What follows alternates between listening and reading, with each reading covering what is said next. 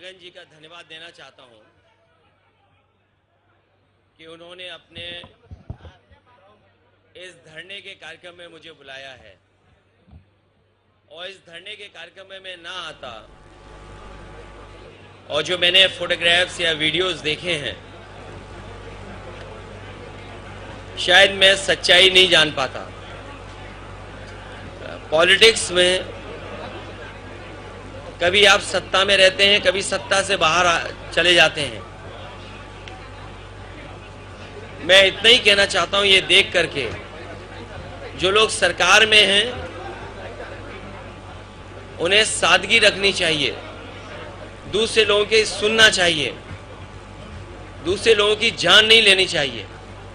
जो तस्वीरें और जो वीडियो देखने को मिल रहा है कि जब से सरकार में आए हैं कि उन्होंने दूसरे लोग जो पॉलिटिकल लोग हैं उनके साथ अन्याय करना शुरू किया है। जान लेना, खुली सड़कों पर मारना, उनकी प्रॉपर्टी का नुकसान पहुंचाना और अगर उनसे जुड़े हुए लोग हैं उनके खिलाफ भी कानूनी कार्रवाई करना, झूठे मुकदमे लगाना।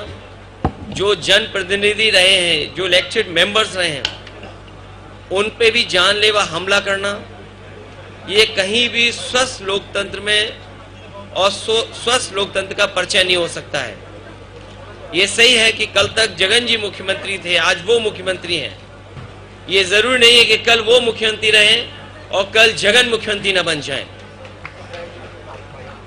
और बुलडोजर का जो कल्चर डेमोक्रेसी में आया है, हम समाजवादी लोग कभी स्वीकार नहीं कर सकते हैं। आखिरकार सरकार ये कर करके क्या मैसेज देना चाहती है? सरकार क्या डराना चाहती है? लोग खुशी से जुड़ें, डर के ना जुड़ें। लोकतंत्र की जीत तभी होगी या अच्छा मुख्यमंत्री वही माना जाएगा जो डराए नहीं। और जो डराने वाले लोग हैं वो बहुत दिन सत्ता में नहीं रहते हैं। डराने वाले लोग सत्ता से बाहर जाते हैं। और मैं धन्यवाद देना चाहता हूं जगन और उनके पार्टी के वर्कर्स के, जो हिम्मत से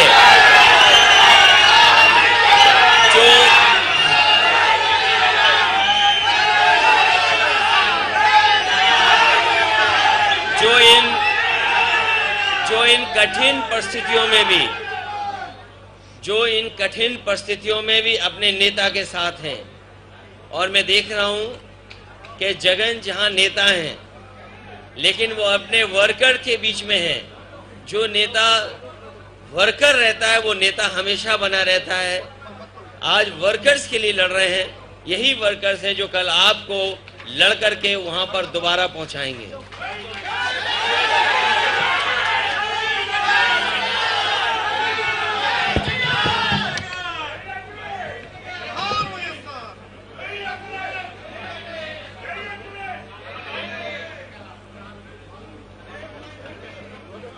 थैंक यू।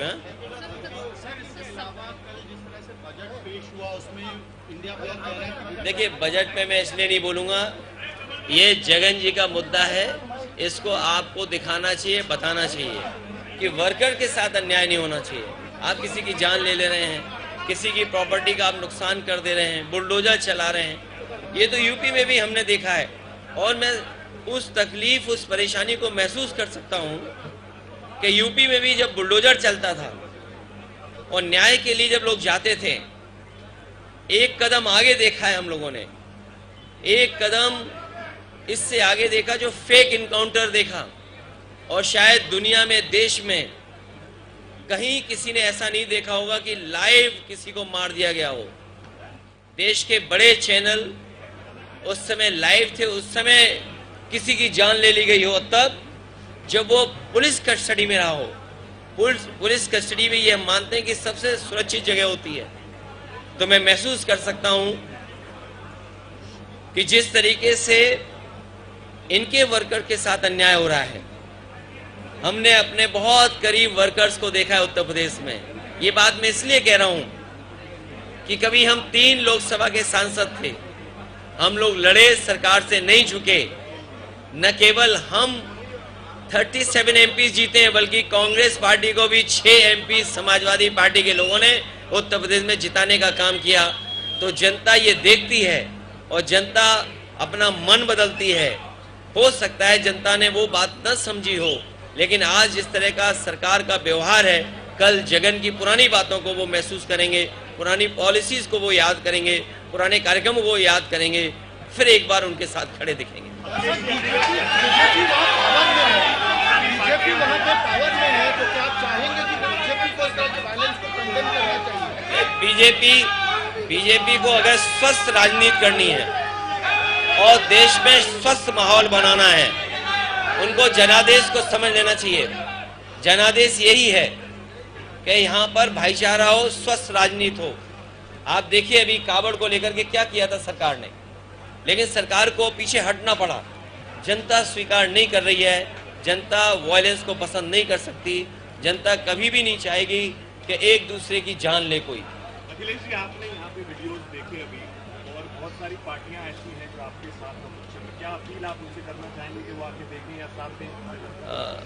मैं साथ हूँ, क्योंकि ये देखना जरूरी है कि अगर सत्ता परिवर्तन होता है तो क्या अन्याय किस सीमा तक चला जाता है। हमारा इस एग्जीबिशन में आने का मकसद यही है कि कल मुख्यमंत्री जगन थे, आज दूसरे हैं, कल कोई और भी होगा, तो ये वर्कर के साथ अन्याय नहीं करना चाहिए। चलिए ठीक है, थैंक यू जगन है, थैंक यू।